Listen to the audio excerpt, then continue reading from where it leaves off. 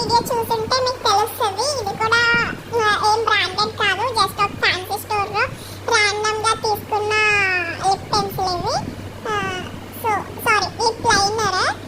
Actually షార్ట్సే కదా, చూడటం చాలా ఈజీ, చేయడం చాలా ఈజీ అనుకున్నాను. బట్ చేసినప్పుడు అర్థమైంది ఇది కూడా చాలా టైం టేకింగ్ ప్రాసెస్ అండ్ చాలా కష్టం కూడా.